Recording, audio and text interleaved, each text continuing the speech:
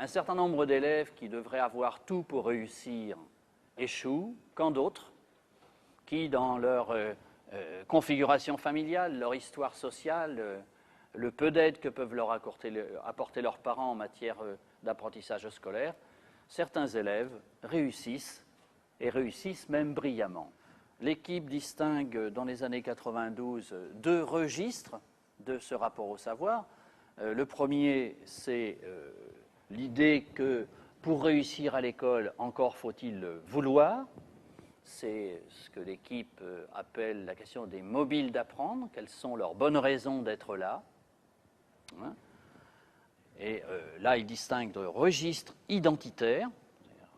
C'est tout ce qui est du côté de l'engagement dans l'école par rapport à des attentes familiales, par rapport à des modèles ou contre-modèles à disposition dans l'entourage, bien évidemment les figures des parents, mais aussi tout ce qui est dit à l'enfant du côté de « fais comme ton frère, fais surtout pas comme ton cousin », vous voyez, c'est tout ce qui permet un peu de se structurer, de se repérer dans cet univers.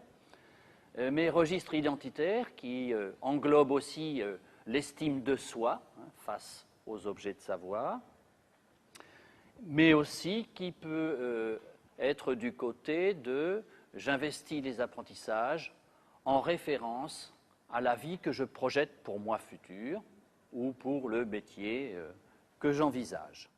Vouloir apprendre, mais ça ne suffit pas. Encore faut-il, et c'est le deuxième volet, déployer les moyens pour réussir ce projet. Que faut-il faire pour apprendre? Dans quelle posture faut-il se mettre dans la classe? Quelle est la nature de l'activité à apprendre? Et quelles opérations intellectuelles est-ce qu'il me faut déployer pour y parvenir dans des formes pertinentes? C'est ce que l'équipe appelle plutôt le registre épistémique du rapport au savoir, tout ce qui est autour de la conception que les élèves ont de l'apprentissage. Quelles pourraient être les caractéristiques des situations d'apprentissage propices à déplacer leur mode d'entrée dans les apprentissages? Des choses qui permettent de les impliquer, des choses qui permettent de les sécuriser, des choses qui permettent qu'ils cheminent intellectuellement. Pour les impliquer, rien d'autre que des situations de recherche. Des situations de recherche avec, je l'ai déjà évoqué, une importance clé du rôle de la consigne. De ce temps d'analyse de la situation, de l'identification du but, de l'anticipation des moyens que je vais mobiliser pour y parvenir. Des élèves qu'il faut par ailleurs sécuriser, dont Boimard nous parle déjà depuis longtemps, des élèves qui voudraient bien savoir mais sans apprendre, des élèves, nous disent les pédopsychiatres, qui ont peur de se confronter à nouveau à l'inconnu, à la faille, à la béance de la non-maîtrise, au risque de se mettre encore une fois en danger, eux qui l'ont déjà tant été. Pour les sécuriser, l'importance d'un cadre bien défini. Le cadre, c'est à la fois la clarification des attendus, c'est la clarification des modalités de travail, c'est la durée de l'activité. Mais le cadre sécurisant, c'est aussi l'ambiance de travail.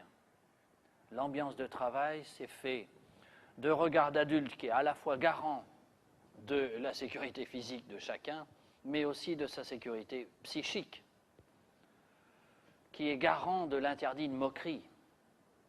Ne pas pouvoir dire ce que je pense par peur de moquerie des autres, c'est autant de petits crimes, je crois, disait Mérieux, et c'est tout à fait vrai. Un regard positif, un temps de recherche suffisant, une valorisation des essais, des reprises, etc. Des choses encore pour qu'ils cheminent intellectuellement, et là, je pense qu'on ne peut pas tout résoudre avec des formes individualisées, je pense qu'il est très important, d'autant qu'il est possible de faire jouer des interactions entre les élèves eux-mêmes. de lancer donc sur des dynamiques d'entraide et de coopération, mais aussi exercer leur réflexivité. Tout ce qui renvoie évidemment au monde intérieur qui leur fait si peur. Mais la réflexivité, pas sur un univers intérieur qui pourrait être effrayant, médiatisé par un objet qui nous rassemble, un apprentissage, une compétence à exercer, qui est déjà un peu plus maîtrisable.